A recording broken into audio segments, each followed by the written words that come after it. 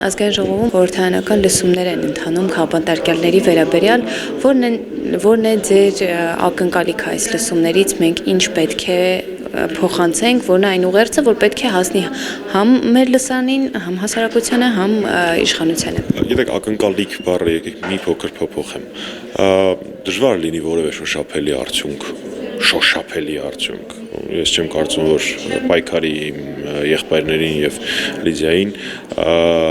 ազատ արձակեն այս լսումներից հետո։ Բայց դա չի նշանակում, որ անկախ նրանից, թե մենք գիտակցում ենք, թե չեն գիտակցում, թե ինչ մակարդակի է հասել Փաշինյանի ցինիզմը քաղաքապետարների հարցում, թե ինչ հանդուգն է ինքը դարձել, այդ թվում նաև միջազգային կազմակերպությունների լռության պատճառով, մենք պարտավոր ենք սա անել։ Պարտավոր ենք երկու մակարդակում։ Առաջինը մարդկային, որտեղ այդ մարդիկ մեր պայքարի ընկերներն են, իրանց փոխարեն կարող է լինել մեզանից յուրաքանչյուրը, այսինքն անձի ընտրությունը այստեղ բացարձակ անձնավորված չի, թեպետ տանջանքը տանում են մեր եղբայրները եւ Լիդիան անձնապես իրենց ընտանիքներով։ Այսինքն առաջին հարթությունը դա մարդկային հարթությունն է եւ երկրորդ հարթությունը քաղաքական հարթությունն է։ Քաղաքապետարանի հարցը չի կարող չլինել top օրակարգային հարցերից մեկը, որովհետեւ Փաշինյանը հենց դա էլ ուզում է։ Ինքը ուզում է դարձնի, որ քաղաքապետարանը ունենա Հայաստանի համար նորմալ լինի, որ առավոտյան զարթնելով եւ տեսնելով, որ Մասի քաղաքապետը բանտարկվեց, Նարեկն ու Վազգենը բանտարկվեցին, չգիտեմ, Արտուր Սարգսյանը բանտարկվեց, Սրբազանները բանտարկեցին, դա դառնա առօրյայի մի մաս։ Մենք դա չպիտի թույլ տանք։ Քաղաքապետարների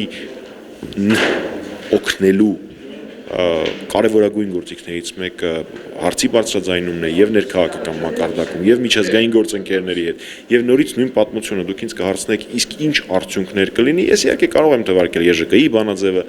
կենտրոնամետ դեմոկրատների բանաձևը մի քանի անհատ քաղաքական գործիչների բանաձևեր բայց դա բավարար չի B այն փաստը որ երբ դու նամակ ես գրում միջազգային որևէ կառույցին նույնիսկ 1000% իմանալով որ որևէ արձագանք չի լինելու չի նշանակում դու այդ նամակը չպետք է գրես ես երբեք չեմ հանդուրժի այն միջազգային կազմակերպությունների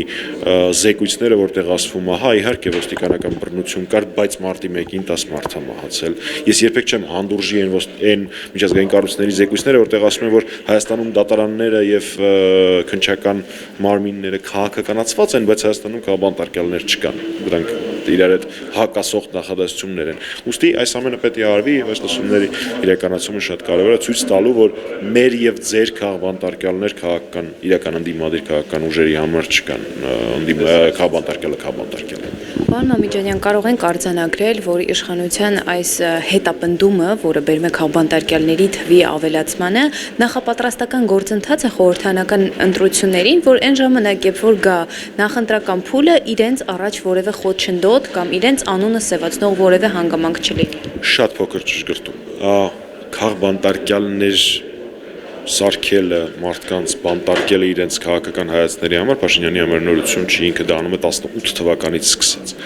բնականաբար դա սաստկացել է եւ սաստկանալու է ընտրություններին ընդառաջ եւ հենց այդ պատճառով հանրապետական կուսակցությունը առաջարկում է օր առաջ փորձել հեռացնել Փաշինյանին այդ թվում նաեւ իմպիչմենտի գործիքի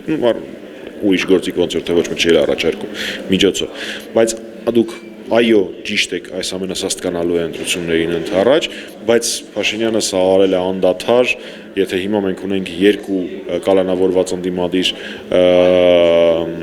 քաղաքապետ թիմ ներկայացուցիչ, ապա մինչև այդ եղել է Մամիկոն Ասլանյանը, ով համարյա 3 տարի այսօր խորհրդարանական լսումների ժամանակ ելույթ է ունեցել,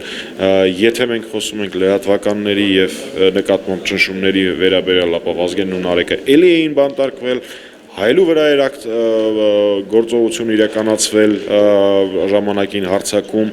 ժուրնալիստների միությունը այս պահին նորից նույն Ալեն Սիմոնյանի հիման վրա խնդիրներ են ստեղծվում ժուրնալիստների միության համար ու այսպես շարունակ, հա նույնը ոստիկանական բռնության մասին Սամվել Վարդանյանի դեպքից մինչև հունիսի 12-ի դեպք, հունիսի 3-ի դեպք 22 եւ 24 թվականների, հա այս ամենը տենդենս է եւ միջազգային կառույցների լռությունը Փաշինյանը ընկալում է որպես կարտ բլանշ, որպես թույլատրություն անել ինչ ուզում է։ Լավ, բայց ինչու են լուր։ ում ձեռք չի տալիս նրանց խոսքը, որ իրենք լռում են։ Ես ենթադրում եմ, որ Փաշինյանը պատրաստ է հլու հնազանդ կատարել այս կամ այն երկրների կամ այս կամ այն աշխարհաքաղաքական կենտրոնների սպասարկել իրենց աշխարհաքաղաքական շահերը, ուստի դե լավ ծառայող ծառային չեն փոխարինում, մեկ-մեկ էլ այդ լավ ծառայող ծառայի կապրիզները կատարում են երևի, այն ամենը ինչ մենք նոր քննարկեցինք, լռությունը կարող ենք դիտարկել որպես լավ ծառային չնեղացնելու տենդենց, դա իմ ընկալումն է։ Սիրաշահման գործընթաց է ամեն կողմից։ Մի քիչ շատ եք գերադրում Փաշինյանի բանը, էլի գործոնը աշխարհակահաղական, մեջ սիրաշահելը որն է։ Լավ ծառայի խնդրանք, աղաչանք, պաղատանք Որ մի խնդրանքն է ծառայի կատարվել։ Դե ոչ չբարձրաձայնել քաղբանտարկյալների հարցը, չբարձրաձայնել ոստիկանական պրոցedուրները, ժողովրդավարական հետընթացը եւ այլն եւ այլն, սիրաշահելը շատ ճոխ բառ է, ծառայի աղաչանքը գետնով չտալ։